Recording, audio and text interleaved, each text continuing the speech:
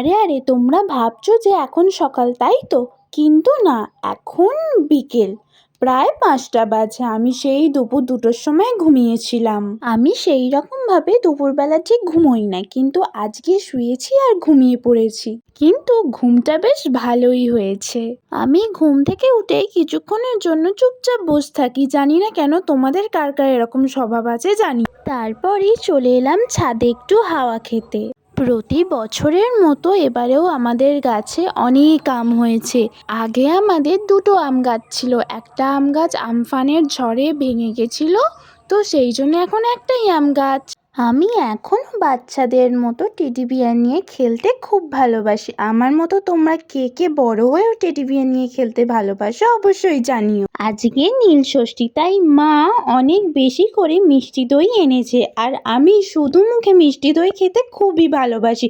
তাই ঘুম থেকে উঠে আমি এখন মিষ্টি দই খাচ্ছি। তারপরে বাগানে এলাম একটু ঘুরতে। আসলে মা এসেছে গাছে জল দিতে, তো সেই খেয়ালে আমিও চলে এলাম আর তোমাদের সবাইকে আমার বাগানটা ঘুরিয়ে দেখিয়ে দিলাম।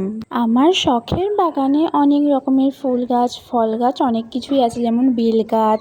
আর এই বছর আমাদের কাঁঠাল গাছে অনেক কাঁঠাল হয়েছে। সত্যি কথা বলতে প্রত্যেক বছরই কাঁঠাল গাছে অনেক কাঁঠাল হয়, কিন্তু এবারে যেন একটু বেশিই কাঁঠাল হয়েছে।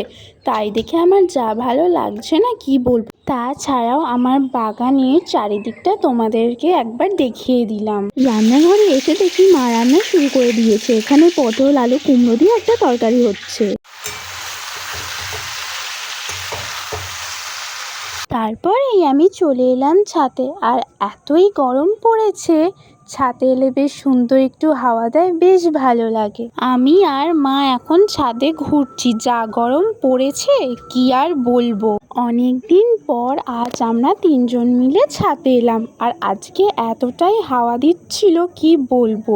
আর আজকে 3জন মিলে জমিয়ে আড্ডা দিয়েছি অনেক দিন পর, যদিও বা আমাদের বোঝা যাচ্ছিল না, তাও এই সুন্দর মুহূর্তটা তোমাদের সাথে শেয়ার করার চেষ্টা করলাম। তারপরেই ছাদ থেকে নিচে নেমে আমি আমার ডান্স প্র্যাকটিস করলাম আর তোমাদের সাথেও একটু শেয়ার করলাম।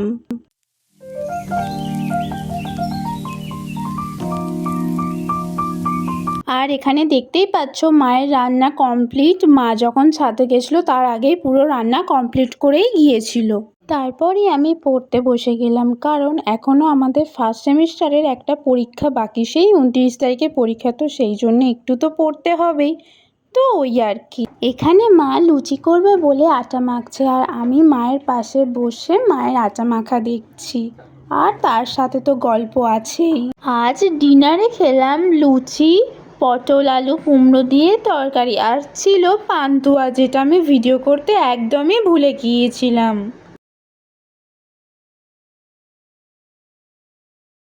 আজকের ভিডিওটা এই পর্যন্তই। পরের কোনো ভিডিওতে আবার তোমাদের সাথে দেখা হবে। ততক্ষণ তোমরা ভালো থেকো, সুস্থ থেকো, টাটা।